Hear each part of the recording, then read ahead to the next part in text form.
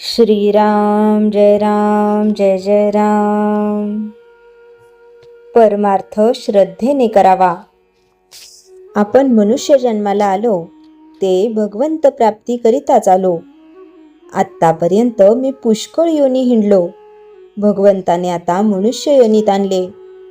भगवंता आता नाही तुला विसरणार असे कबूल करूनही आपण जन्मास आलो नाही तर लगेच तू कोण असे म्हणू लागतो. संत आपल्याला तोच मी असे भगवंताजवळ कबूल करून आल्याची आठवण करून देतात. पण संतांनी जागे केले तरी आम्ही मात्र पुन्हा तोंडावरून पांघरून ओढून घेतो. याला काय करावे? झोपेचे सोंग घेतलेल्याला जागे करणे कठीणच जाते. पुष्कळ तीर्थयात्रा केल्या पण होतो तसाच राहिलो. यात दोष गंगेचा का माझा? गंगेच्या काठी कितीतरी लोक येतात, स्नान करतात, पूजा अर्चा करतात. मग हे कलियुग आहे असे कसे म्हणावे? असे एकाने म्हटले. त्यावर दुसरा म्हणाला, याचे प्रत्यंतर समोरच दाखवतो. समोर एक रक्तपिती माणूस बसला आहे. त्याला जो पापी नसेल त्याने कवटाळावे म्हणजे त्याची रक्तपिती जाईल. पण एवढे होईल की जर कवटाळणारा पापी असेल तर त्याला त्या माणसाची रक्तपिती होईल. असे समजल्यावर जो तो हळूहळू तिथून पसार होऊ लागला. म्हणजे एवढे नेमनिष्ठ विद्वान गंगामाईचे रोज स्नान करणारे तरी आपले अंतःकरण शुद्ध झाले आहे असे त्या कुणालाच वाटले नाही. तेवढ्यात वऱ्हाडकडला एक गरीब शेतकरी घोंगडी पांघरून हातातील काठी टेकीत टेकीत येत होता. त्याची निष्ठाच अशी की गंगेत स्नान केले की सर्व पापे नष्ट होतात. त्याने गंगेत बुडी मारली आणि वर येऊन त्या रोग्याला कडकडून भेटला. आणि आश्चर्य म्हणजे त्या रोग्याचा रोग एकदम बरा झाला. असे हे जे गोरगरीब भोळे भाळे लोक त्यांच्याजवळ अंधश्रद्धेने जे येते ते मोठ्या विद्वानांनाही साधत नाही. आपण व्यवहारात पुष्कळ ठिकाणी अंधश्रद्धा ठेवतो. घरून कचेरीला निघताना वेळेवर आपण पोहोचू अशी अंधश्रद्धा आपली असतेच. कधी कधी आकस्मिक कारणाने आपण कचेरीला पोहोचू शकत नाही तरी पण आपण भरोसा ठेवतोच. व्यवहारात आपण एकमेकांवर जेवढी निष्ठा ठेवतो तेवढी तरी भगवंतावर ठेवली तरी भगवंत आपल्याला समाधान देईल. परमार्थ पूर्ण समजून तरी करावा किंवा अडाण्यासारखा श्रद्धेने करावा. पण आपण आहोत अर्धवट म्हणजे पूर्ण कळलेले नसून आपल्याला ते कळले आहे असे वाटते. अशा माणसाला शंका फार आणि त्याचे समाधान करणेही फार कठीण जाते. अमुक एक खरे आहे असे कळून सुद्धा ज्याला आचरणात आणता येत नाही तो मनुष्य खरा अज्ञानी. जे अनुभवाने सुधारले तेच शहाणे भले. श्रीराम जय जय राम. चैतन्यवाणी. परमार्थामध्ये अंधश्रद्धेची मुळीच गरज नाही पण तेथे श्रद्धेशिवाय मुळीच चालायचे नाही. श्रीराम जय जय राम. राम कृष्ण हरी. विषय नामस्मरणाची अद्भुत शक्ती. बोलावा विठ्ठल, पहावा विठ्ठल, करावा विठ्ठल जीवभाव. येणे सोसे मन झाले हावंभरी, परत माघारी घेत नाही. बंधनापासूनी उकलली गाठी, देता आली मिठी सावकाश.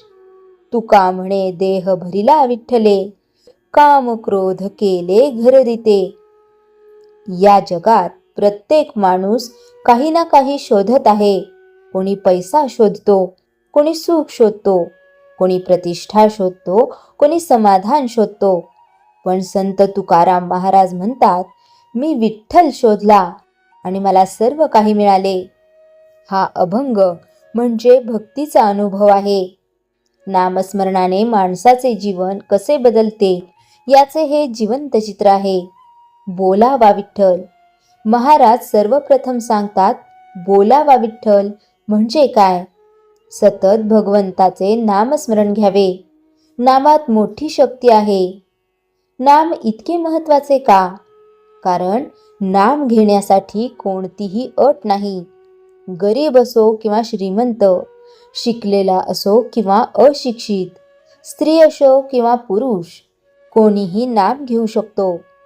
कलियुगातील सर्वात सोपा मार्ग. पूर्वी यज्ञ करावे लागत, तपश्चर्या करावी लागत, जंगलात जावे लागत. पण कलियुगात संतांनी एक सोपा मार्ग दिला, नामस्मरण. एक वृद्ध आजी रोज विठ्ठल विठ्ठल म्हणत असे. कोणीतरी विचारले, तुम्हाला याचा काय फायदा होतो? आजी म्हणाली, मी विठ्ठलाचे नाव घेत नाही. विठ्ठल मला सांभाळण्यासाठी माझ्याकडून नाव घेतो. किती सुंदर भावना आहे. नामाचे सामर्थ्य. जेथे औषध काम करत नाही, जेथे पैसा उपयोगी पडत नाही, जेथे माणसे साथ सोडतात, जेथे नाम आधार देते. पहावा विठ्ठल. महाराज फक्त बोलायला सांगत नाहीत, ते म्हणतात पहावा विठ्ठल. विठ्ठल कसा पाहायचा? फक्त पंढरपुरातच नाही, प्रत्येक जीवामध्ये विठ्ठल पाहायचा. आई वडिलांत विठ्ठल पाहायचा, गरिबात विठ्ठल पाहायचा, सेवेमध्ये विठ्ठल पाहायचा. संतांची दृष्टी. संतांना सर्वत्र विठ्ठल दिसतो, कारण त्यांचे मन विठ्ठलमय झालेले असते. एक प्रसंग. एक संत नदीकाठी बसले होते. एक कुत्रा भाकरी घेऊन पळाला. संत त्याच्या मागे तूप घेऊन धावले. लोकांनी विचारले, हे काय? संत म्हणाले, माझा विठ्ठल कोरडी भाकरी खात होता, म्हणून तूप घेऊन गेलो. करावा विठ्ठल जीवभाव. जीवभाव म्हणजे मनापासून प्रेम. भक्ती म्हणजे काय? भक्ती म्हणजे व्यवहार नव्हे. हे देवा, हे दे, ते दे अशी मागणी नव्हे. भक्ती म्हणजे निस्वार्थ प्रेम. आई आणि मुलाचे प्रेम. लहान मूल आईवर प्रेम करते, कारण आई श्रीमंत आहे म्हणून नाही, तर ती आई आहे म्हणून. तशीच भक्ती असावी. आजची भक्ती. अनेक लोक देवाकडे जातात पण मागण्यासाठी. नोकरी मिळावी, पैसा मिळावा, व्यवसाय वाढावा. संतांची भक्ती. संत म्हणतात, मला काही नको, फक्त तू हवा. येणे सोसे मन झाले हावंभरी. विठ्ठलाच्या प्रेमाने मन भरून गेले आहे. आता दुसरे काही नको. एखादी वस्तू मिळाली की काही दिवस आनंद होतो, नंतर तीच जुनी वाटू लागते. पण भगवंताचे प्रेम जितके वाढते, तितका आनंद वाढतो. कधी कंटाळा येत नाही, परत माघारी घेत नाही. एकदा भगवंताच्या प्रेमाची चव लागली की मन पुन्हा संसारातील मोहाकडे जात नाही. एखाद्याला साखरेची चव कळली की तो माती खाणार नाही. तसेच भगवंताचा आनंद अनुभवल्यावर संसाराचे आकर्षण कमी होते. बंधनापासून उकललेली गाठी. प्रत्येक माणूस काही ना काही बंधनात अडकलेला आहे. लोभ, मोह, अहंकार, मत्सर, राग. नामाची शक्ती. नामस्मरणाने ही बंधने सैल होऊ लागतात.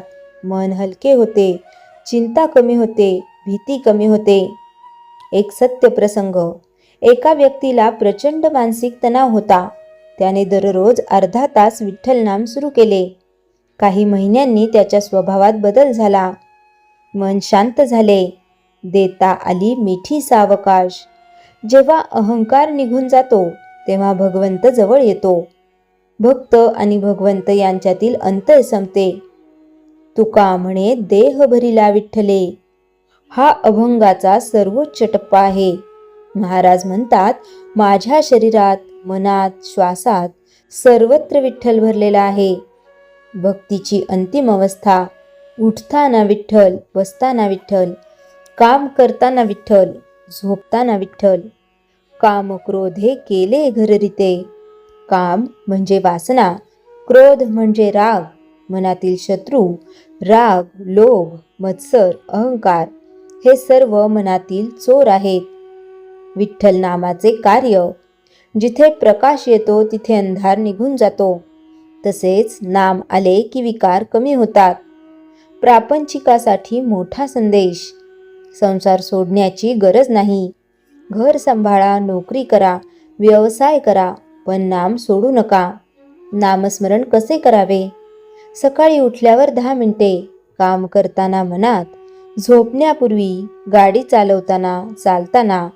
आज तणाव वाढला आहे, नैराश्य वाढले आहे, एकटेपणा वाढला आहे. संतांचा उपाय मोफत, सोपा, सर्वांसाठी उपलब्ध, तो म्हणजे विठ्ठल नाम. महाराज सांगतात, विठ्ठलाचे नाव घ्या, विठ्ठलाचे दर्शन घ्या, विठ्ठलावर प्रेम करा. मग जीवनातील दुःखे हलके होईल, मनाला शांती मिळेल आणि संसारही आनंदाने पार पडेल. आज एक संकल्प करूया, दररोज काही वेळ विठ्ठलाचे नाम घेऊ, राग कमी करू आणि प्रत्येक जीवामध्ये विठ्ठल पाहण्याचा प्रयत्न करू. श्रीराम जय राम जय जय राम. जयाच्या जनी जन्मनामार्थ झाला, जयाने सदा वासनामात केला. जयाच्या मुखी सर्वदा नाम कीर्ती, नमस्कार तया ब्रह्मचैतन्य मूर्ती. श्रीराम जय जय राम. जानकी जीवन स्मरण जय जय राम.